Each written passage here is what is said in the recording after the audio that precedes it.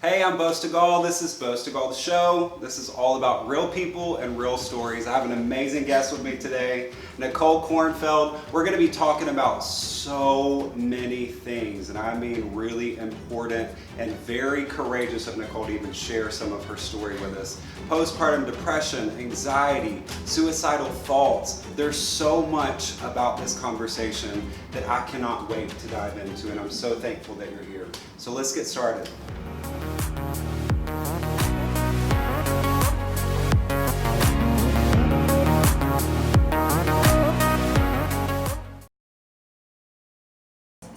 It's postpartum depression, and a lot of people don't realize with the postpartum depression, it's also a lot of anxiety. And what I've learned through this is that anxiety kind of triggers that depression. You can have just postpartum depression, but in my case, it was more postpartum anxiety, and I hid it for so long. I didn't want people to know. I was like, okay, I'm an anxious person, so I can play this off.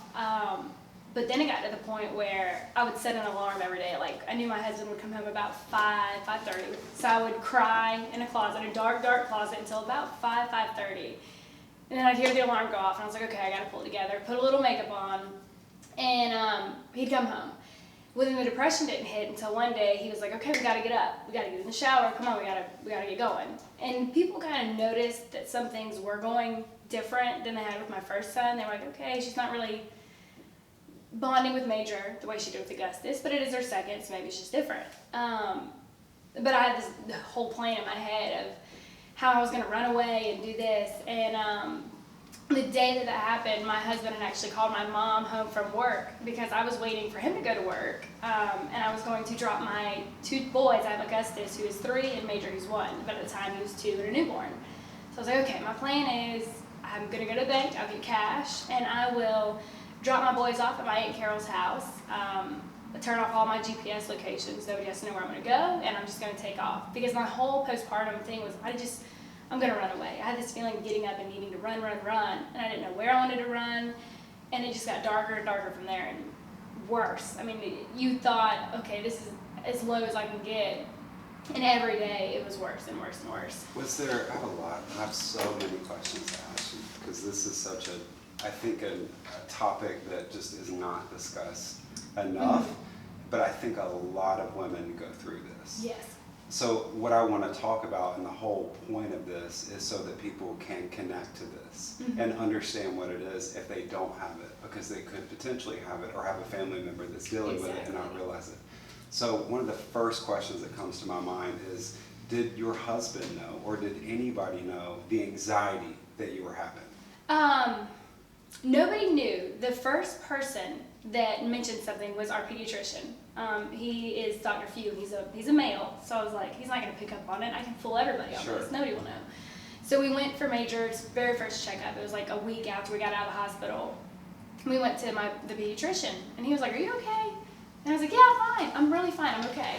And he was like, "Okay, you're kind of forcing your smile. Your eyes are a little darker. You don't look normal." And I was like, "No, I'm okay. I promise I'm okay." So then he kind of went on about his day, and he was like, "Okay."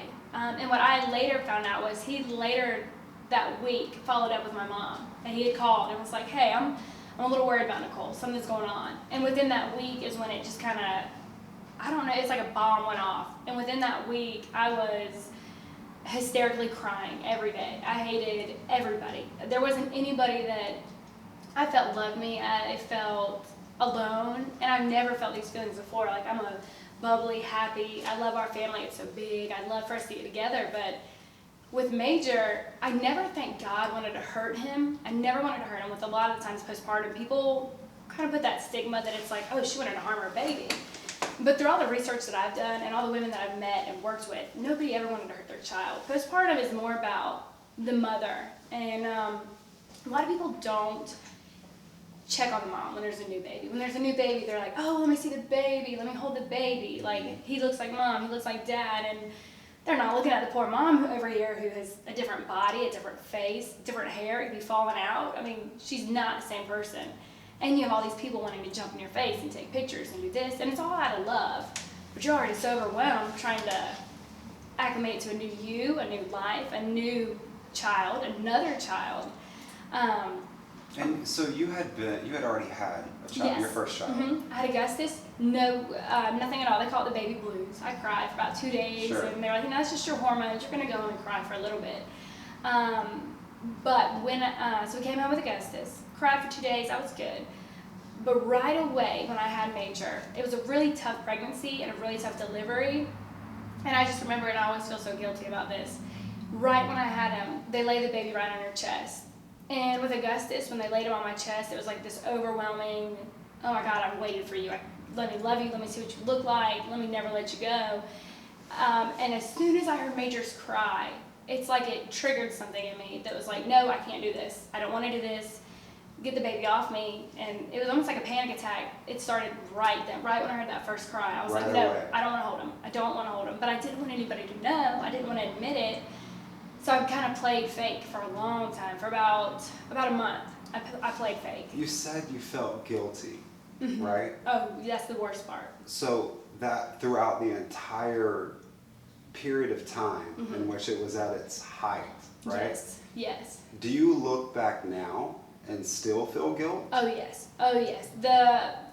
They said so when I went to my psychiatrist, that's the main thing. If you think you have postpartum, don't let it go. Go to a psychiatrist because they study the medicine.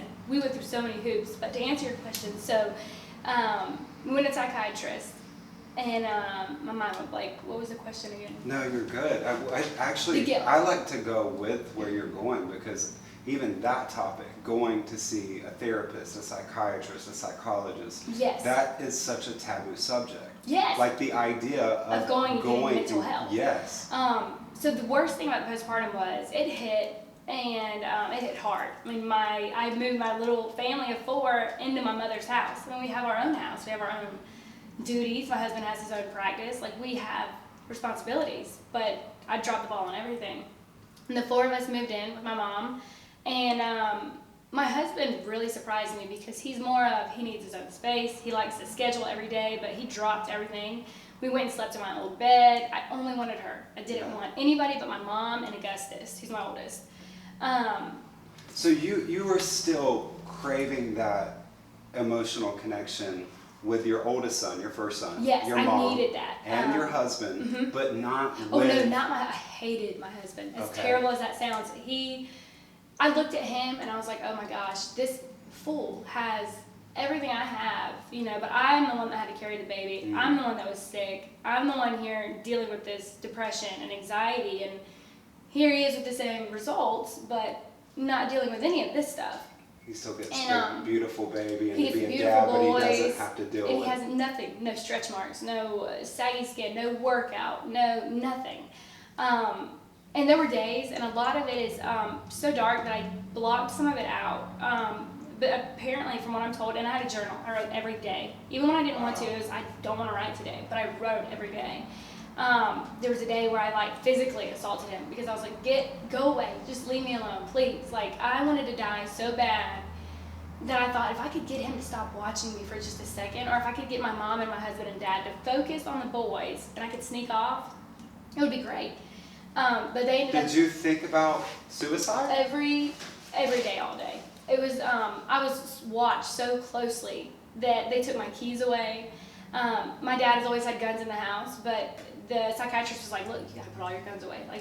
Her case is that severe. So it was, before we actually got into psychiatrist, because we went to the OB first, she was very sweet, but she was like, I don't think this is just maybe a seasonal depression. Sometimes when you have babies in the November, December, it's seasonal. And so we'll put you on a very low dose of a antidepressant. And at this point, I'm bawling. I'm in her office boo-hooing. And even the nurse was like, I've never seen you like this. And I went with her with my first. So we knew each other well. And so it was kind of okay. And I got nothing for the anxiety was the worst part. So I got something for the depression. But again, it took 4 weeks for that medicine to kick in. So I was like, okay, another 4 weeks at my mom's. So my mom one night was like, why don't you and Alex, my husband, she was like, why don't you guys go out for dinner? Just try it, because I didn't want to leave her. I was like, I'll do anything. I'll try anything. So we just went down the street to Southern Culture, which is, on the busy road. Mm-hmm. And I remember my husband parked the car close to the road. And I thought to myself, this is my chance. Like, nobody's watching me. If I could jump out right now, I'm doing it. And I remember stepping up to the sidewalk and like looking.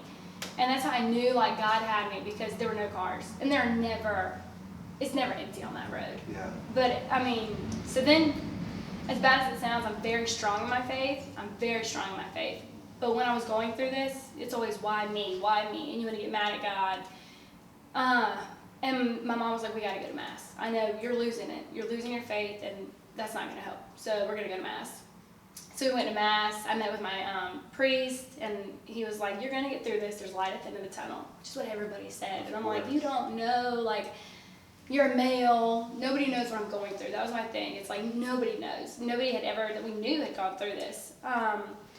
So then one day my mom was a kindergarten teacher, and she actually had to take leave from work to take care of me and my newborn, because I couldn't do it, and I didn't want to do it. He would cry, and they would have to get him into the other room, because they call them triggers, and that was a trigger for me, and it would stir up this like anxiety, like, how can I not love him? And there was no love. What was the initial feeling when he would cry? Was it anger, like annoyed?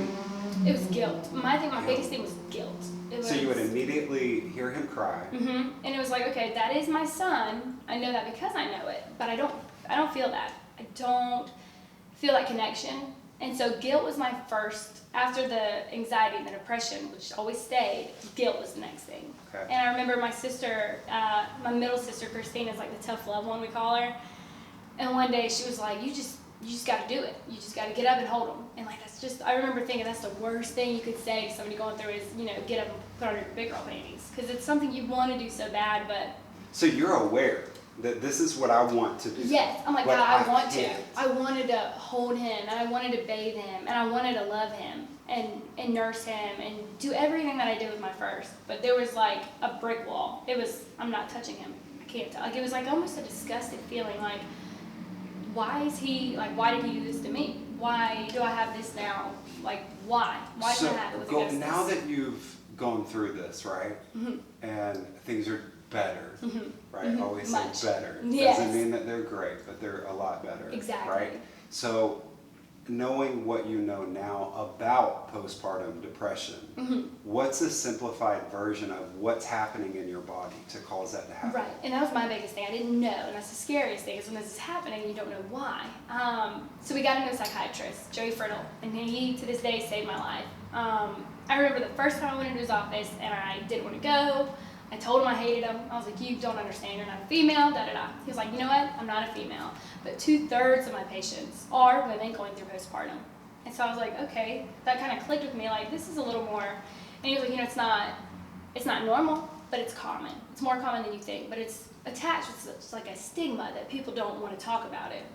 But what happens is, like I said, I had a very rough pregnancy. I was sick a lot. My serotonin levels dropped. We tested my levels, and your body produces serotonin. It makes you happy. Right. I had no serotonin. There was nothing in me to make me happy. I didn't feel joy unless it was a physical hug from my oldest son. And the serotonin levels were dropping during your pregnancy. Exactly. Okay. Exactly. So it's already happening. Exactly. Because I remember being pregnant. I'm like, I'm just so miserable. But I was like, I'm just sick. That's all it is. I'm sick. I was But in you the knew hospital. something felt different than Something the first felt pregnancy. different. Because it was almost like he would kick me, and instead of, oh, he kicked, it was, oh, why is he kicking me?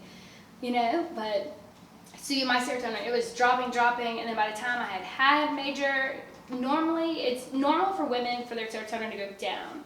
But it boosts right back up during nursing, and like having the baby around you is supposed to make you happy, but it's the opposite for me. And mine just completely bottomed out. And now 1 in 6 women have postpartum, but they're not willing to admit it because of the stigma. 1 in 6. So I wonder if a big part of it is not wanting to admit it because you're so afraid that you're going to be judged or yes, right? That's my biggest thing. And that's where the guilt comes in because you don't want to tell No, anybody because you're already judging yourself. You're already killing yourself inside. So you're like, golly, how did this happen to me? Well, I wonder though, somebody that is pregnant and is feeling those things, is there something that they can do while pregnant? So in your third trimester, and I wish that I knew this. I wish I read more. I wish people knew more about that. So I'm so glad we're doing this because there's so much that you can do to prevent it. Okay.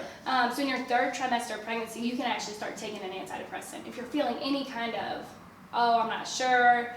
When you're pregnant, it's different with everybody, but with Augustus, I was never like, I was nervous for a new baby. You're going to be nervous because it's completely changing your world, but with Major, it was, oh God, I'm not ready. I'm not ready. You know, I don't want him to come. But in your third trimester, when you get any of those feelings or the anxiety, you can get on a medicine in your third trimester, and I didn't know that, and I wish I did, because I had it for about a month before I told anybody, before I admitted to having it. But you also didn't realize the severity of what was happening. No, I thought, okay, maybe this is my second child, and this is just how you're overwhelmed. This is it. This is how it is. But then when I started having suicidal thoughts, then I was like, okay, this is bad, and I need to tell somebody. But I couldn't tell anybody. I couldn't get it out of my body. Yeah. And one of my aunts, my Aunt Lorraine, came over, and she was like, Karen, my mom, she was like, she's got it, and you need to stay on top of this. Before the suicidal thoughts, if you looking back in hindsight, what was the biggest trigger before the suicidal thoughts? Being left alone with the baby. Being left alone with him. I was terrified, and my husband. Let's dive deep in case somebody's going through this. So, terrified to hold him, like you were afraid to hold him? Oh, I was scared just to be left with him, because then I was like, okay, I'm gonna have to pick him. If he cries, I'm gonna have to pick him up. Okay. I'm gonna have to feed him. Like, nobody's here now. So it was the fear of having to take care of him. Having to take care of him, because I knew in my head I wasn't emotionally connected with him. I was like, I don't love this baby. So that's a big thing. And that was you a big thing. You didn't feel an emotional connection. No. And He that's could a be big crying, part. and I was just like, okay, get him out of here, because that's bothering me. Whereas I've been around babies my whole life, they could cry, and I would always go to them. No matter whose baby, it could be a random baby in the grocery store, I'm going to try to make it happy. Before you gave birth to him, so when you were still pregnant, did you feel this? Obviously, it's different when the human comes into the world, but just during the pregnancy, did you start to feel yourself detach during your pregnancy, or was it after the fact? It was right towards the end. I had Major at 36 weeks and 4 days, and both my boys were premature, but they were huge. My husband's 6'4", I think 6'3". Oh, well, there you go. So the boys were always so big that I always had so much fluid, I was so sick, and with Major, I was in the hospital, I think 6 to 7 times, getting IVs or getting checked or having his heart checked or like diabetes, all these things that I think it put a lot of stress on me to make sure that he was okay, to make sure that he came out perfect, that it eventually kind of broke me. I was like, I can't put so much, it is what it is. He's going to come out however he's going to come out. But in my head, it's like, I got to make sure he's okay. You felt the need to just control Exactly. single element. With my boys, it's the only element ever that I'm a control freak, and it's with my children. So I was like, if I have them in me, there's something I could do to fix this. And then the fact that I couldn't fix whatever was going on inside of me almost put me the opposite way. I was like, if I can't fix it, then I can't, and that's nothing I can do. So then that kind of started the depression. I was like, oh God, this is going to be a lot harder than I thought. And then I just, like I said, right away, right when he came out and I held him, it was like, nope, I can't do this. I cannot do this. Would the feeling be that this is not, when you were holding him, this is not my child? Yeah, right away. It was like I know, like I was here for the moment, but I feel like somebody's tricking me. This isn't what I felt with Augustus. Like right away I wanted to hold him, even though he was all bloody and dirty, gross as people do. Like I wanted to squeeze him, and I didn't want to let him go, and then when to take his weight, and it's this, and even as I'm getting everything, helped and put back together, I'm up in the bed looking at Augustus, making sure he's okay. But with Major, like I said, we had all these complications, and he had to keep getting his blood sugars checked, and I wasn't worried about it. I was like, okay, as long as he's not in the room for a minute and I have a break, let the nurses have him. And my husband was like, you weren't really like that with Augustus. You wanted to know where he was and what he was doing, and if he was taken out of the room, you were trying to go, or you made me go. But with Major, you're kind of letting him go a lot. And I'm like, I'm just tired. That's what I was like, I'm fine, I'm just tired. Because like I said, I didn't want to admit it. I didn't want to admit that I needed more than help. I needed like mental health. Well, not only were you physically exhausted, by this point you are mentally exhausted. Emotionally, every form of exhaustion took over. And it's not even, I had the world's greatest support system. I have the biggest family, the most amazing friends. It's almost like you would never think it would happen to yourself. Like this wouldn't happen to me. I've always loved children. I'm healthy. I take care of myself. In your case, I've been through this before. Exactly, so I've done this before. It's not going to happen to me. And it was almost something that I didn't believe it was a true thing. I'm like, that's not true. Like, I think that's an excuse for women that maybe don't want to they're lazy and they don't want to jump up and get to it. And so in a way, I kind of feel like, as silly as it might sound, like in a way maybe it happened to me because I thought that, and God's like, okay, you're somebody that can handle it. This is what I've taken away from it. You're somebody that can handle it, and I'm going to use you to help other women. Yeah. I did an interview with Fox Carolina, and I was scared. Awesome. I was like, oh gosh, this is the first time I'm putting it out there. And there were some hateful comments. They were like, oh, this girl's crazy. You don't have to be on medicine. But like my psychiatrist said, it's serotonin your body stops producing. You have to be on medicine. And that was my biggest thing. I was like, I don't want to be on medicine. I can fix this myself. And they're like, no, this is not something you can fix. So I got put on like 4 different medicines. Again, it took 4 weeks to kick in. So it was almost like just going through hell over and over because you're switching medicines, seeing all these different doctors and counselors and psychiatrists, but you have to take care of yourself so you can take care of your baby. And then that finally started to like resonate with me. Like it wasn't like, okay, I love Major. It was like Augustus started asking, why is mommy crying all the time? Why is mommy crying every day? And that broke my heart, and that almost kind of snapped me out of it. And I didn't want to go back home because I feel like that's where my like monster, I call it the monster, it like started there. So you were associating yes, that home. Exactly. I was like, I'm not going home. So my mom and my husband, they got a new bedspread, they changed my room completely, made it look different. Because the psychiatrist was like, that's probably a good idea. Don't make it look the same, but she does need to go home. That was the biggest thing, was get back in your element, get back to doing your normal everyday things. Like crying on your mom's couch every day is not going to get you better. It might make you feel good. You had to get uncomfortable exactly. again. And exactly, that was the biggest thing is he said, and I remember when he said it, I was like, oh, I hate you. He said, when you are uncomfortable, when you're your most uncomfortable, you're growing and you're beating that anxiety. So now I've learned, okay, I'm uncomfortable and I'm anxious, but then it's almost like a natural high to beat that anxiety, because you're like, oh, I did that, I did it, and you feel really, really good. So they took me home, and I was screaming and kicking and begged my dad. My dad's always like my guy. Like I can cry to him, and he'll do whatever we want. I'm one of 4 children, but 3 girls. So for Daddy, it's like, oh, don't make her do what she don't want to do. Right. So I went to him because my mom knew. She was like, I'm taking Augustus home tonight. Augustus needs to go home. And I'm taking Major, and we're going back to your house, which is literally right in the backyard. And I was like, I'm not going. She was like, that's fine, but I'm going to take Augustus. And she knew by saying, I'm taking Augustus, that I was like, I'm going.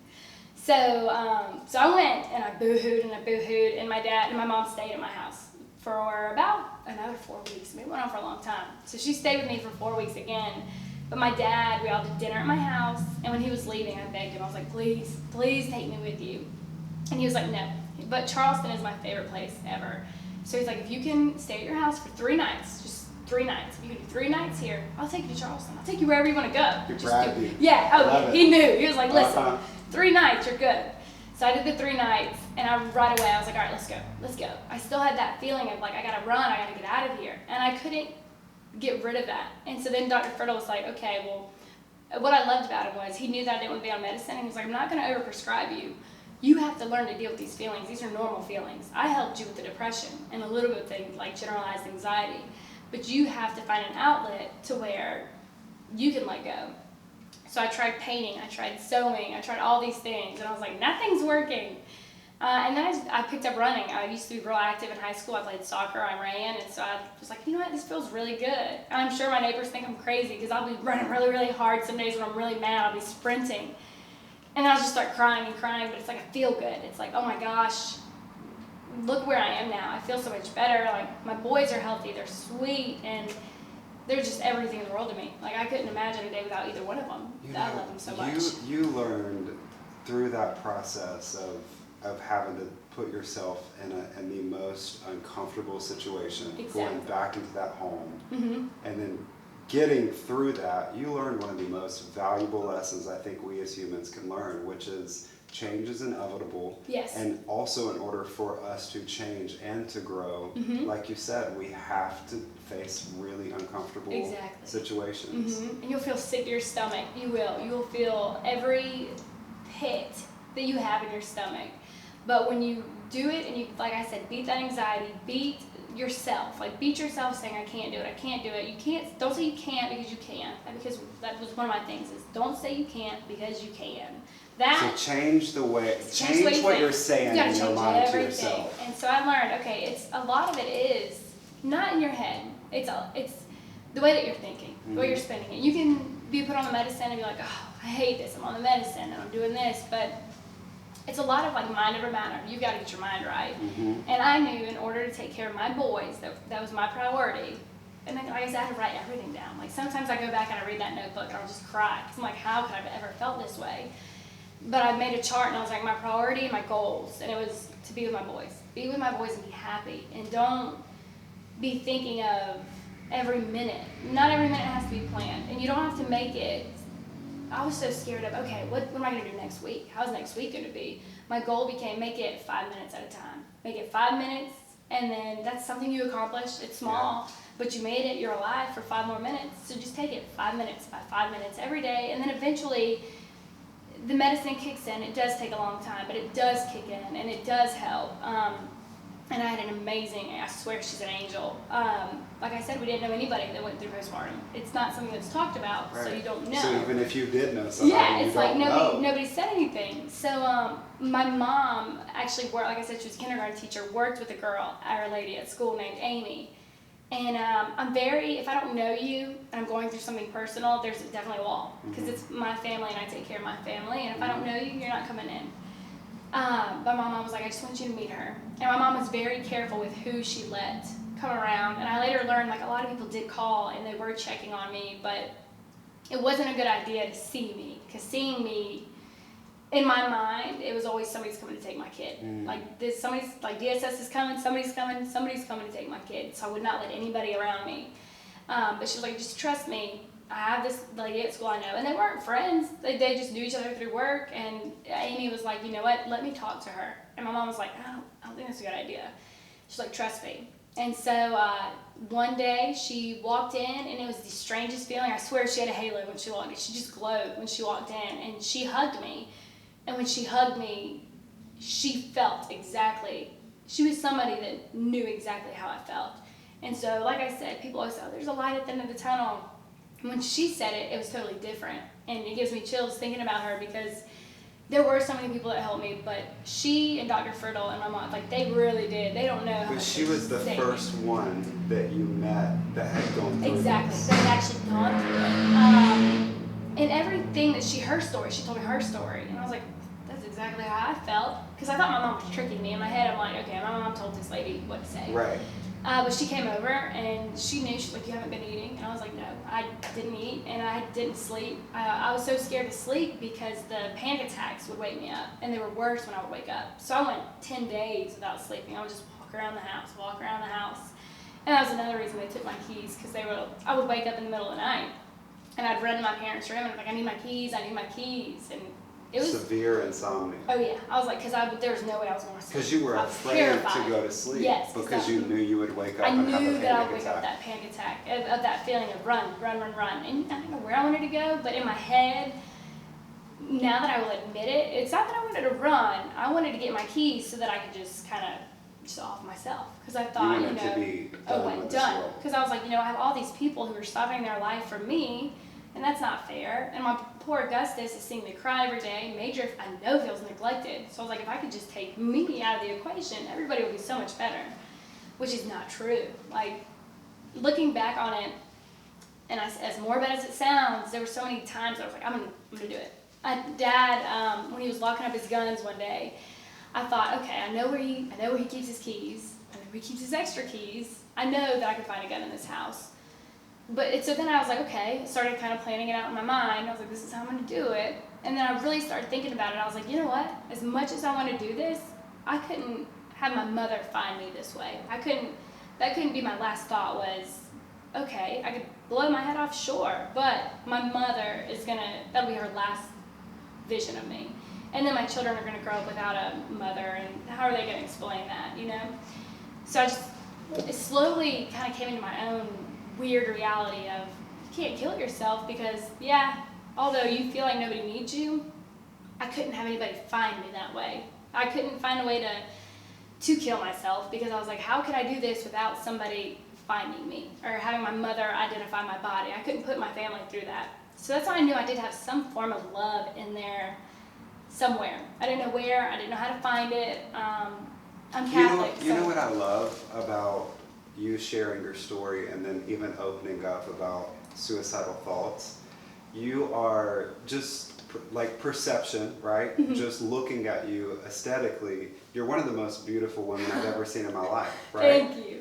And I think that so often we stereotype or put a stigma on what suicide even looks like for a person. Absolutely. Like somebody could say to you if they didn't understand your story or circumstances, Exactly. why in the world, you haven't met, you're beautiful. And like I said, that when I did an interview, that was one of the comments somebody put was, they put, oh, well, I know this girl, you know, her husband's an attorney, she has 2 healthy, beautiful children, they live on a golf course, she has a new car, da-da-da, and how could she be, you know, suicidal? How could she be depressed? What is there to be depressed about?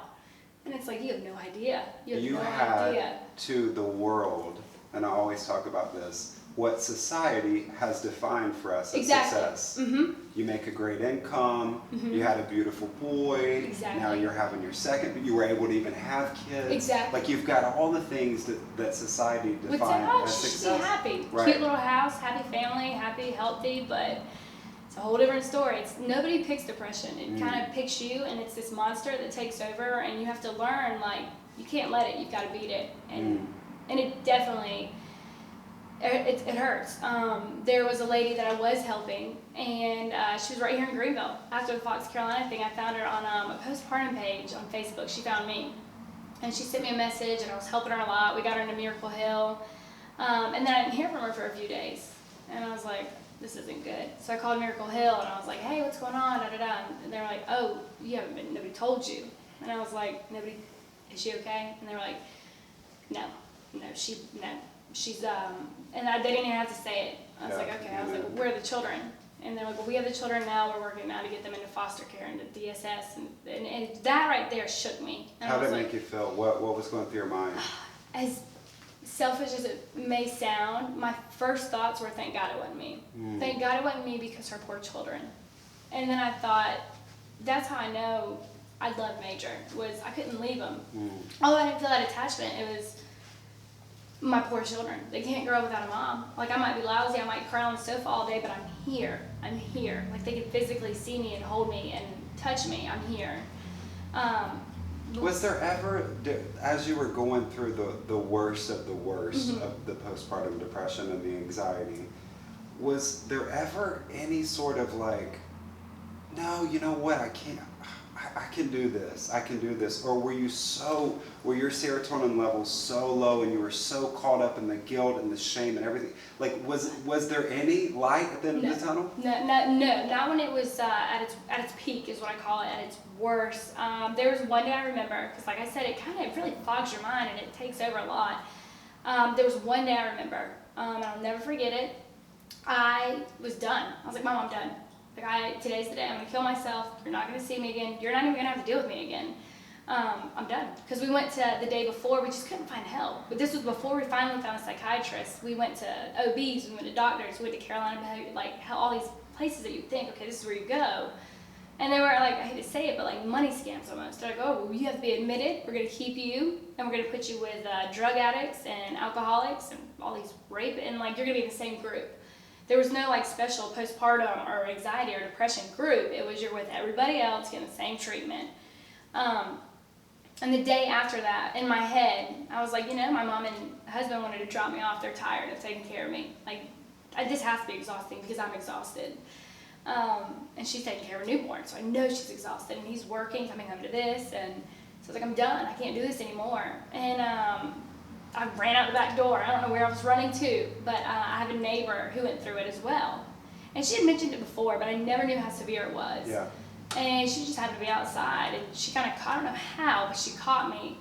And I was just boo-hooing. I was like, listen, I'm done. I'm so done. And her husband came out, and I remember they all hugged me, but no matter how many people you have hugging you, when you're at your lowest, it doesn't matter because you still feel so alone and cold and dark, and it's the worst place you can be. It's terrible. And so my heart breaks for the women that don't have a support system. And some people are like, oh, social media. Well, yeah, it's a big deal these days because, like I said, the girl that came to me that ended up not surviving, she did find me through social media. And I was the only person. She didn't have a mom, she didn't have a dad, no siblings, she didn't have anybody. So for the people that don't have anybody, I'm like, that's why it needs to be talked about. I want My biggest thing is I feel like there needs to be a psychiatrist in OB offices. There's women that lose babies. There's women going through menopause. There's women that have postpartum. There's all these things psychological that go on with your body and your hormones that you have no say in, and you don't know where to go. So I think there definitely needs to be psychiatric care involved in an OB office. Well, if you guys that are watching know of any resources, whether it's local to where you're watching or even nationwide, that provide services for postpartum depression, please comment those below in the link. Because if there are things out there that we just don't know about yet that exist, please comment those, seriously. So I want to go back to that moment where when you went outside, and that was like, okay, for real, this is the end, I'm done. In hindsight, looking back now, do you think that had your neighbor not have saw you and hugged you, even though in the moment it didn't feel like it was doing anything, do you think had she not have saw you and hugged you that you would have followed through that day and I did killed that, yourself? that day, and that's why I could sit here and tell you, oh, I wanted my boys, I knew I couldn't leave them. That day, when you're so sick and the medicine hadn't kicked in, if I knew I could outrun my mama, I'm fast, and had my neighbor not caught me, I was gonna find a way. If it was slamming my head into the ground, like I had all these morbid, I'm gonna slam my head into the ground, or I'll slam it into the wall, like if they're gonna take everything away, I'll break my neck. I'll find a way, I will find a way. And had she not caught me that day, and had my mom not caught me that day, it scares me to like think how far I would have gone. But there were so many days that I was so tired and so sleep deprived, and it's like, God, I just can't do this anymore. And then it's like one day the medicine, I could feel it. It didn't magically, okay, one day I'm all better. But I didn't wake up crying, and that was a new thing. For 3 months, I woke up every day hysterically crying and scared. Immediately, the moment you would wake up. I didn't know where I was. I couldn't breathe. It literally felt like a belt was across my heart. I didn't know anything. I didn't know why I was in my old bedroom, but yet I didn't want to go home. I didn't know anything. I remember one day after seeing Joey Friddle, and he was like, okay, take your medicine set your alarm, take your medicine at 4 a.m. And my mom is a sweetheart. She's a saint. She would come in, because I wasn't allowed to have my own medicine. It was so bad that if I mixed too much medicine or if I would drink on medicine, my heart would stop, they say. I was on, what's that on at that time? Ativan. And Ativan is a big one that people don't realize. If you're taking Ativan, and you have 2 or 3 glasses of wine, you'll stop breathing. And wow. Yes. Yeah, that's for anxiety? And that's for anxiety. That was the one that was for anxiety. So when they realized, okay, nothing that, her body is burning up everything we're giving her for anxiety. So we're going to give her Ativan, but the only way we're giving it to her is if Karen, like my mom, if you take all of her medicine and hide it from her. So I wasn't even in charge of my own medicine. I couldn't give myself medication. So she would come in at 4 a.m., I would take my medicine, and that way it kind of would like kick in before I was awake. So as I started to wake up, it was like, okay, the anxiety medicine would kick in. So I wasn't anxious. I wasn't waking up with the panic attacks, but I was still sad. But once we got the anxiety under control, the depression started to go away. Okay. So that's why people say, oh, postpartum depression, but it's also, anxiety is a big, big part because the anxiety feeds the depression. So I learned a lot about it. I realized I've always been an anxious person, but never have I ever been that anxious. Not to in where I that couldn't way. sleep, and I would wake up sweating and crying and just You said that you had, in your Facebook post that you made, you said that you had intrusive thoughts. I want to know what that means. What is what types of intrusive thoughts? I had all these thoughts before I went to my mom's house and before I got help. It was, okay, so how can I get away without anybody knowing that I'm going away with postpartum? So I would start to like pick fights with my husband so that people would be like, okay, wow. they're having marital problems, so if she disappears, he's a criminal defense attorney. Wow. Like, it's not like I could peg anything on him. But in my head, I was like, I could make myself disappear and nobody would know where I am. Those were one of my thoughts. So I was awful to him. That is how much shame and guilt that comes with postpartum depression. And definitely. anxiety. And they say the last part of it. It's never over. It's never over. I'm still on the medicine 2 years later. And I'm okay with that. Because my biggest thing was, I don't want to take medicine. I want to take medicine. I'm on 4 pills a day, and I don't know how long I'll take them, but I know for now, in order to be the best mom that I can be for my boys, is to take that medicine. So I take it every day, just like I'm supposed to. Do you feel guilty taking the medicine? I don't. I feel guilty not taking it. There was a Awesome. time where I was like, you know what? I think I'm good now. I'm going to stop taking the medicine and not tell anybody. And I slipped right back into that hole. Like I said, I'm Catholic. We don't do divorce. We don't do that. And I told my husband one day, we weren't even fighting. I just told him, I was like, okay, I picked a fight with him. And I was like, I want a divorce. I don't want to do this anymore. I just want a divorce. And he went over to my mom's and he was all upset, and then he told her, and I was like, oh God, they're going to find out that I'd stopped taking my medicine for 2 weeks. And why did you do that? because I thought, okay, I've got this. I can do this on my own. Okay. I can do this. I got this. And Joey Fertile was like, are you crazy? No. Like these medicines, it's very strong. You have to wean off of this medication. And some of this medication I'm going to leave you on than others. You know, you're going to be on it longer. We're going to play with your medication, but you don't just take yourself off. Right. So like I said, that was my biggest thing is don't be scared to take the medicine. If it's something that your body cannot fix itself, just take it. Take it for your children. I think a lot of people have very strong points of view on medication, Definitely. right? Mm-hmm. But I think the way that you look at it in a situation like this is, even if you don't believe in medication or Yes. vaccinations or, you know, all of those things that sort of usually go together, Mm-hmm. in a situation where you're in a car accident, right? Yes. Mm-hmm. You're going to go to the hospital Exactly. and they're going to give you medication. Yes. And this is your version of a car accident. Exactly. Your brain is sick. Your heart's sick. They're not linking up. You can't pinpoint what's wrong. You can't tell people what's wrong. You just know something is wrong. And that medication played a role in big, saving big your life and the reason definitely. you're I was sitting here right on now. I was on 3 different medications until we finally found the 4th medication that worked for me. So, and like I said, they take 3 to 4 weeks to kick in. So it was a lot of playing around with, okay, this medicine didn't work. So every time I got a new medicine, I was like, I would always get my hopes up that this was going to be the medicine that was going to fix it. Yeah. And then 4 weeks later, didn't. So you had to be very patient. Very patient. And that's when I started to lose this is never going to work. It's never going to work. We found Joey Fertile. He looked at my medicine. He was like, not strong enough. This is too strong. We played around with some stuff. He fixed it. He put me on the medicine that I'm on today. And it's, like I said, it's my saving grace. A big part of what helped you like have that moment of like, okay, there's light at the end of the tunnel, Mm-hmm. and then you started noticing change was finding the psychiatrist, Yes, right? yes. So for somebody that's not watching that's local, what's the best way to go about finding a because your psychiatrist knew about postpartum. Right away. Can you Google psychiatrists that deal with postpartum depression? No. Okay. So we did that. Mom and I did that. We called the lady, and she was, before we saw my psychiatrist that I'm with now, we called her, and she was like, it sounds like you're doing everything that I would do. I was on the wrong medicine. She didn't care that I wasn't eating. She didn't care that I wasn't sleeping. She was just like, there's nothing I can do to help her. Sorry. So the Google didn't help. Like, we couldn't Google anybody. It was like, okay, this is the person we're going to go to. This is my specialty. Exactly. Right. So my cousin one day was like, look, it might not be my business, but I'm worried about her, and I see, and I didn't even know that he saw a psychiatrist. So then to hear, okay, this cousin, who's in my head, he is the daddy of our family. He takes care of all of us. So to hear that, okay, he's going to see a psychiatrist, made me feel, if he's going to see him, I can go see him. And to me, it was like, I was scared. I was really scared because you hear psychiatrist and your first thought's mental health. And it's like, I'm not crazy. Right. I'm not crazy. And I would say that over and over. And they sent me to the ER so many times because they were like, well, we kind of worried about you. So I'd have to go to suicide watch and this. So when they said psychiatrist, I was like, I'm not doing that. And like I said, I walked into Joey Fertile, and he's a beautiful man. Any woman would look at him and be like, I'll come see you. Schedule me week to week. But I was like, nope. I couldn't tell you what he looked like the first time I went.